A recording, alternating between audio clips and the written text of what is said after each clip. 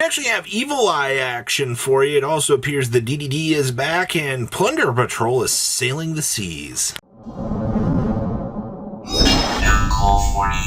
Make sure you guys smash the living crap out of that subscribe button so you guys don't miss out on more awesome content. So you love your evil twins. No, just kidding. You love your Evil Eye, correct? Well, this I think is one of the coolest little innovations that we've had the chance to actually see out here.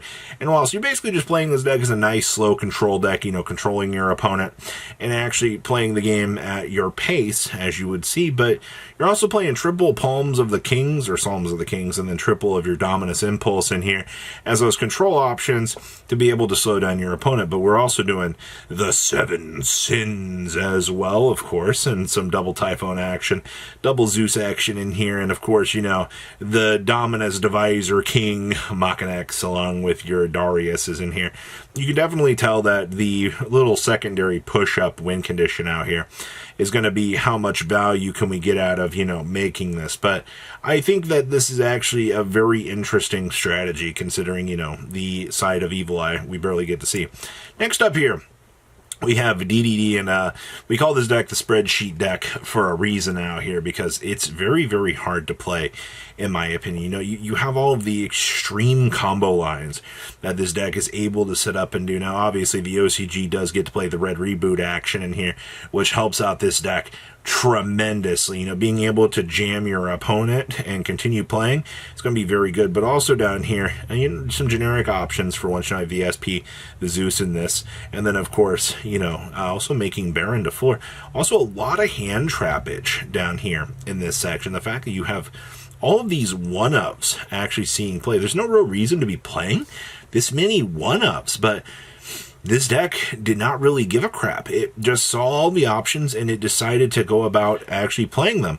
And of course, we actually have Rage in here as well, which is really, really cool to see. So good stuff, actually. Next up here, we have your Plunder Patrol with Sanguine, actually. You know, I don't see a tour guide in here, actually. This is just a nice little option, I guess, to be able to work with. Also, hi, Duke of Demise. So you're telling me out here that the Dookie of Demise is actually going to be an option. We are playing Dark World Ascension in here to let you actually fusion summon the Duke of Demise because it's 2 Fiend and or zombie monsters. I never really considered using the Duke of Demise in this way with Plunder Patrol, you know, with the Dark World Ascension to be able to fuse, but this also gives you access to using some of the Fiendsmith stuff in here to also be able to kind of capitalize and, you know, access this. So I think that Mr. Duke of Demise is going to be a fantastic addition to the world of strategies out here, especially with something like Plunder Patrol. We've definitely not seen lists testing this out. Next up here, we have White Forest with Rescue Ace. What in the hell is going on here? Well, evidently, I guess in terms of your Rescue Ace stuff, we're now using this stuff as little extension packages to do your thing, because obviously, you know, the asset package just definitely allows you to go down some kind of stupid, you know, ways. You know, Sylvia still ensuring that you're going to have that level of disruption to be able to punish your opponent. We've seen how good this little extra package can be, because, you know, sometimes the Rescue Ace deck feels a little bit vulnerable at the end of its combo lines, which is a little bit saddening, actually. Having that little fragileness does kind of bring a little bit of the sauce to the deck, I will say, though. But you are genuinely getting some work in with this build, to say the least. So, hey, we'll see what the Deception package actually can bring to this deck. Next up here, wow, we're playing the Fire Attacker and the Impulse package in Vanquish Soul, of all things, this week. I guess this is actually really cool. Obviously, I think most of the innovation that I'd formerly seen with this deck was the fact that, you know, we were using like the Gordian or the Regenesis cards in Vanquish Soul. to kind of, build these big boards. And I've talked about the Vanquish Soul stuff, and I'm going to talk about it again, because I think that the Vanquish Soul cards are very, very important. Just being able to make Rock the Vanquisher and do some things is incredibly strong. This deck is also playing the Gordian Schneider down here as well. Schneider giving you that massive cleanup out here. Now, obviously, this is start of main phase 1 or 2, so you might be losing a battle phase in order to, clean up a board, but that's not going to be a problem, because as long as you can set up and actually play, you've done your part. So seems good to me. Next up here, oh boy, there's the White Forest cards. I swear every single week we look at the OCG out here, we're going to continue to see some cool ideas actually circulating around, because Dia Bellstar and Dia Blaze out here actually getting these upgraded forms of both these cards are really, really strong. They do so much for this deck. You also do see out here, only 2 copies of the Field Spell. We're not going too crazy on bulking down on this, even though personally, these cards are pretty strong. And of course, you've got the toy box package in here, being able to bring out the toy soldier and the toy tank for these extra bodies to be able to, capitalize on. Also, going with 2 toy soldier, I think, is a little bit better sometimes, just on the consistency approach to this deck. But you've also got room down here in the extra deck and side deck. This was short 1 card each, so maybe the duelist just didn't want to pack in the extra room, but you're already playing at 45 cards, which does work out relatively well. So cool stuff. And then our next list here, holy dragons, actually. Well, first of all, you are going to be seeing a lot of these 60 card piles out here, because at this point in time, dragons have kind of just become the dump it all into the deck and kind of call it a day out here. Especially, when we can mill down all the Dragon Mage, you have all the OTK fodder here.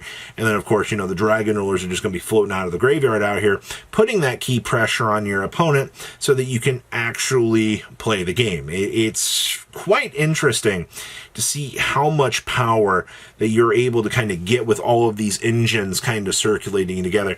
And that's why, the Dragon Rollers have been a prime candidate out here to pick up. Because, if grass does move to 2, you might see some future innovations out here that people might want to mess around with. Dragon Rollers, actually dragons in general, as the good stuff toolbox, being able to bring all of this stuff together, will continue to be a really interesting threat to the meta. 60 card Malice Orchest? Excuse me, what in the hell are we doing here? Okay, so first of all, the Malice good stuff here is really, really strong, but you're telling me that we have enough room in here to be able to make Ellen Grisu in here as well? I assume that we're using the Orcus package kind of like the starting point out here. You're going to use that to kind of start your combo and go down things, and then you're going to follow it up here with the Malice side of things, and then just try to clear out the game, which I guess you're gonna be getting dark locked here with this, which I think is fine, or actually you get link locked.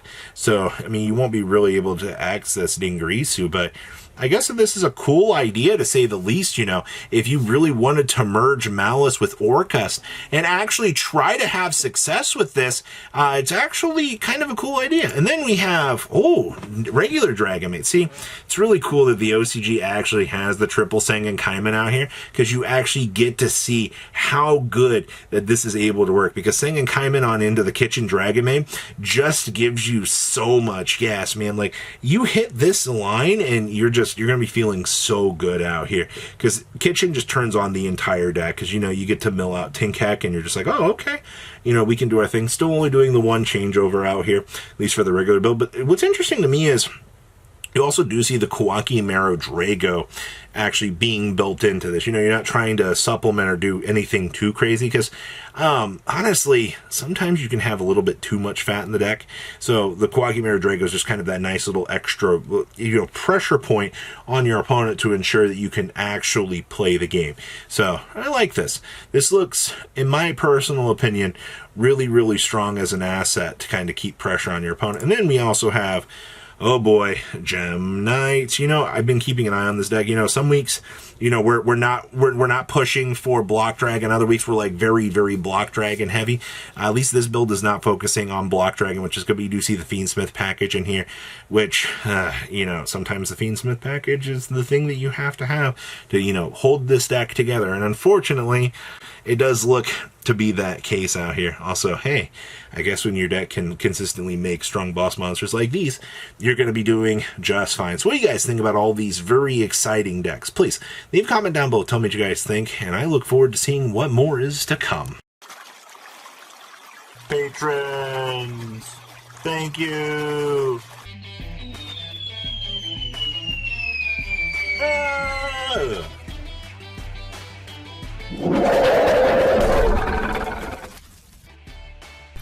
Thank you so much for watching. Check out these other videos.